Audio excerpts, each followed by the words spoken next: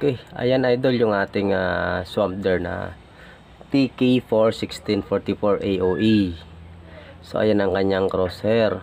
Naka magnification siya na 4. So pag nilapit natin yan, sagad natin yung kanyang 16. Ayan na siya. Adjust natin sa parallax. Okay, ayan. Yan, 25 meters. So, punta tayo doon sa 50 meters. Ayun yung 50 meters natin. 2 inches plate. Yan. So, dito sa camera, sa tingin mo mas malayo siya. I-zoom mo na lang sa ating, ayan, camera ng cellphone. So, yan. Ganyan siya. Yung cellphone natin is medyo malabo kasi ang ating camera. So pagka sa actual na po, mas malinaw po siyang nakikita. Yan yung 50 meters. So yung doon sa dulo na yon, yun yung ating 100 meters. Yung pilapil na yon. 125 yata yon. So mag-parallax tayo, adjust para maging malinaw. Yan. Yan yung 100 meters natin doon sa dulo. So ayan, may adjustan siya ng parallax po. So 100 meters. 100 meters. Okay. So ayan, ganyan siya. Pero sa actual po nito sa ating scope, mas malinaw po siya, makikita nyo. So ayan. Okay, testing tayo sa ating side windage, and din sa upper and lower. Okay. Permis natin. Okay, yan.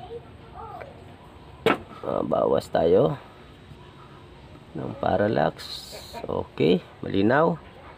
So, ayan. Okay.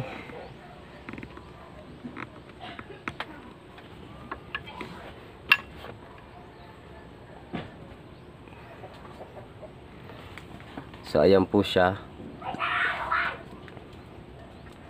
Naka-zero na yung ating unit. So i-try lang po natin ang ating windage. So dito muna tayo sa illumination nya. Ayan, yung red. So hindi siya makita kasi nga takpan natin. Yun. So, okay. I-zoom in natin. So, okay. Yan, ang illumination.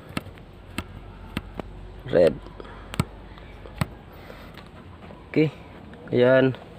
Dito sa camera, malayo tingnan yung 25 meters. Pero pag dito na sa scope mo, sinilip, malapit po siya.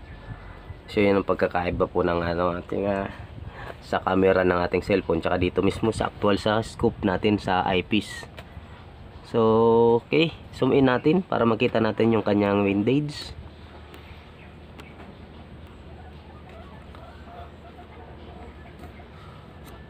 Okay, parallax adjust.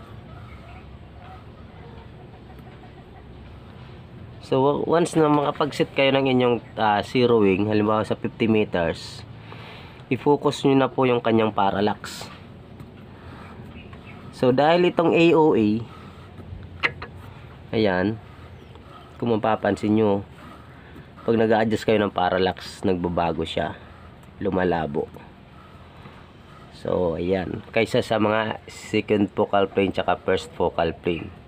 So that's why po mahal po talaga yung ating, may presyo po yung ating mga SF tsaka yung FFP. So kung mga pang-hunting lang naman, okay na po itong ating AOE na Swampder. Napakalinaw na rin po ng lente. So yun nga lang, kailangan mo siyang i-set up kaagad. Kung nakapag-zero ka ng 50, doon mo lang siya i-focus yung parallax para malinaw. And then kayo na lang din mag-adjust kapag mag long range target kayo. Zoom in, zoom out, ganun din po. So hindi mo kailangan magbago-bago ng ang tawag dito, yung range. Kasi nga, yun nga, gumagalaw po yung ating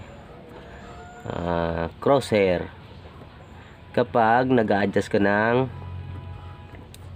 ating hindi naman siya gumagalaw, I mean yung lumalabo po siya.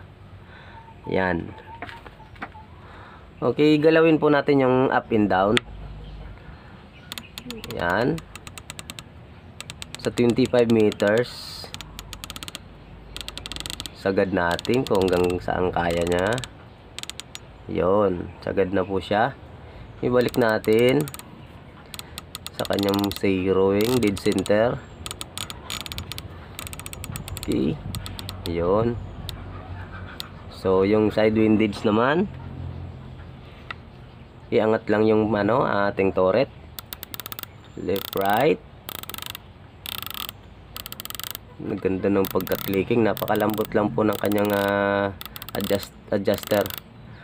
So, ayan. Okay. Balik natin. Sa left naman tayo. So, makikita nyo, hindi po gumagalaw yung up, down. So, talagang side windage lang po siya. Ayan. Okay. Ayan yung kanyang adjustment. Balik natin sa 0, dead center. Ayan, medyo maluwag ang aking gato. So, kaya okay. So, try natin target ng pellet. Baka gumalaw yung sa scoop mount niya. Mag-zeroing ulit tayo sa unit ni Sir Jeb. Ayan nga, tumaas siya.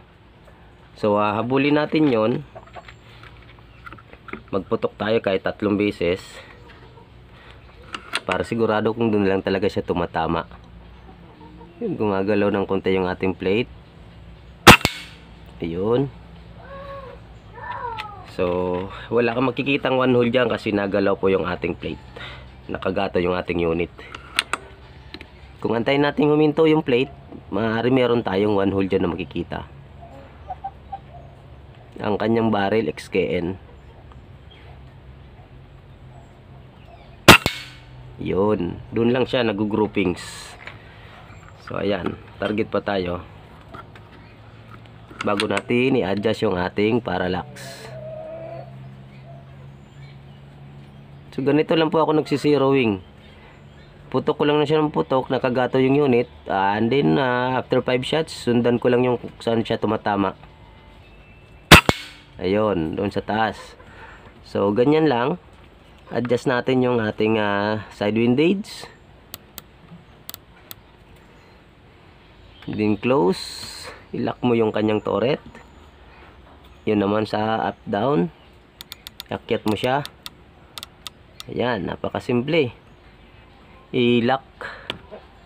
Okay, try natin kung doon na siya tatama. Yun. So, ganun lang. Napakasimple lang po mga idol. Mag-zeroing. Yun. Diyan pa rin siya natama. Ganun lang. Igato yung unit nyo. And then, putok nyo ng 5 times. Kung medyo hindi nyo makita yung kung saan siya tumatama, much better po na malaking karton po yung ilagay nyo doon sa 25 meters. Para at least makita nyo. And then, i-zoom in. Or, I mean, i-zoom out. Para makita yung pellet kung saan tumatama.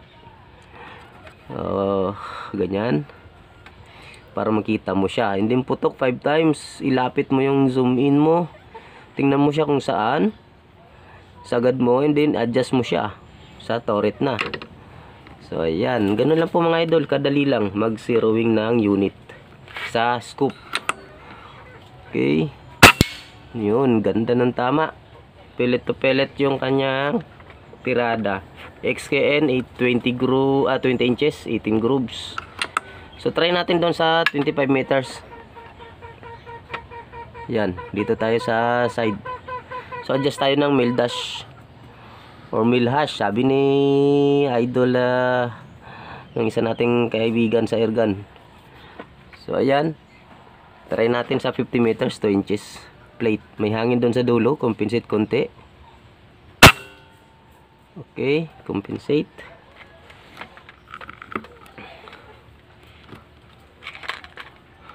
Try lang natin.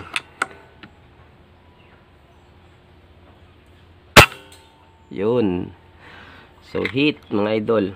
50 meters po. 2 inches plate na Astro pellet. 1 mil dash po yung ating adjust. Compensate lang ako ng konti kasi may hangin sa dulo. Yun, tumama sa haligi ng ating target plate. So hindi porket nakasiro po kayo and then alam nyo yung adjustment doon, nandun na rin yung pinaka dead center nyo o yung kung mag-a-adjust kayo dun yun na itututok yung target. Hindi po, kasi po yung ating surrounding may pagbabago yan gawa ng sa hangin. So putok lang kayo, makikita nyo kung gaano kalakas yung hangin doon, makikita yung saan yung tatama, kung kailangan nyo pang mag compensate kaliwa or kanan. Yun na lang po yun ang ang adjustment nyo, kaliwa kanan compensate, para lang matamaan nyo yung target. So hindi ibig sabihin hindi ka tumatama o hindi maganda yung barrel mo dahil hindi ka tumatama doon sa long range. So kailangan pong pag-aralan ang scope tsaka yung unit, and then sa shooter na rin po. Ayan, nakikita nyo nagko-compensate ako. Ayan. So target ulit tayo.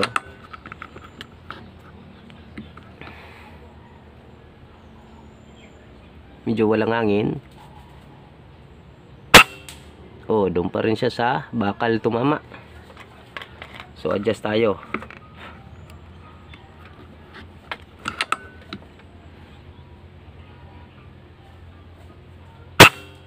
Yun, wala na. Wala na. So yun, last shots yun kasi tignan ko kung may pellet pa ako dito na Astro. Wala na. So naubos yung pellet natin.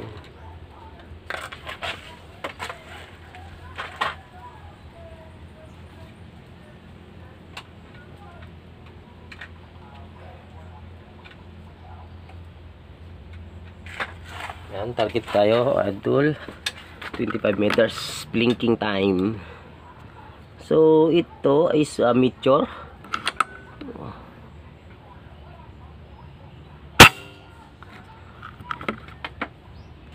Yan, okay, last shots tayo. Astro. Yun, napakalakas. Yan mga idol. Balik natin. Zoom in, zoom out. Okay, tanggalin natin sa scope mount ng unit. So ayan idol, ang ating unit. So okay, test natin yung mga scope. So ayan, Sir Jib, okay na ang unit mo.